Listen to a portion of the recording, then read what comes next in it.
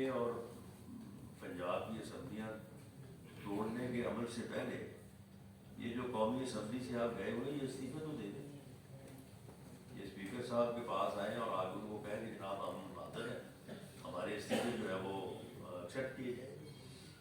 میں یقین دلاتا ہوں کہ جو آدمی اسپیکر کو آگے کہے گا اور پھر کم از کم تنخواہیں نہیں بند کر دیں, چلیں پارلیمنٹ لاجز جو ہے وہ خالی کر دیں, گاڑیاں واپس کر دیں, جو منسٹرز ہاؤس بیٹھے ہیں ہاؤسز میں وہ خالی کر دیں. یعنی چھوڑ تو آپ کوئی چیز بھی نہیں رہے, اور جو ہے وہ پراپیگنڈا جو ہے وہ آپ کر رہے ہیں. تو پھر اگر آپ الیکشن چاہتے ہیں تو پھر ان سیٹوں کے اوپر بھی جو ہے وہ ضمنی الیکشن جو ہے وہ کروا دیے جائیں. تو اس صورتحال میں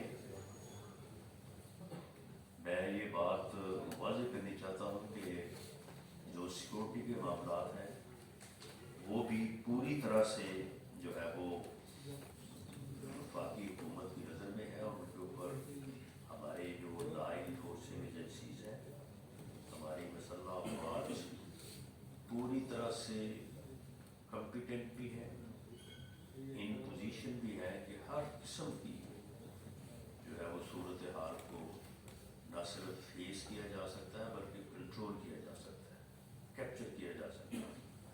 اس میں عوام کے لیے کسی قسم کی کوئی پریشانی کی جو ہے وہ بات نہیں ہے. ہم تمام واقعات پہ نظر رکھے ہوئے ہیں, اور جہاں تک صوبائی حکومتوں کی ڈومین ہے اس میں رہ کے ان کی مدد کر کے ان چیزوں کو کنٹرول کرنے کی جو کوشش ہے اسے مؤثر بنایا جائے گا. اور اگر بات تو آگے بڑھی تو پھر جو بھی آپریشن ضروری ہوا اسے جو ہے وہ وقت پہ کیا جائے گا, اور قطعاً اس میں کوئی دیر جو ہے وہ نہیں ہوگی.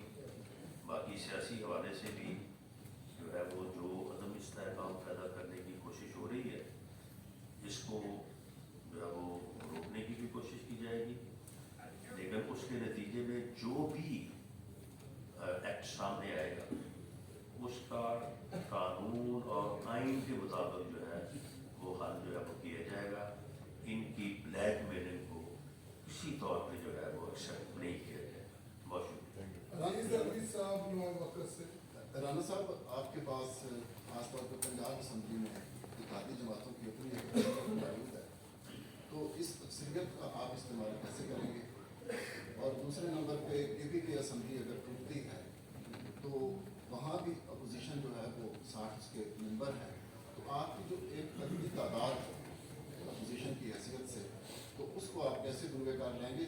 ظاہر ہے جو اسمبلی میں بیٹھے ہوئے پولیٹیکل پارٹیز ہیں ان کا بھی ایک لوکس ٹنڈائی ہے کہ وہ اس پر اگر اسمبلی توڑتے ہیں تو اس پہ اپنی رائے قانون کے ذریعے دیں. اس میں آپ آئینی راستہ کیا لیں؟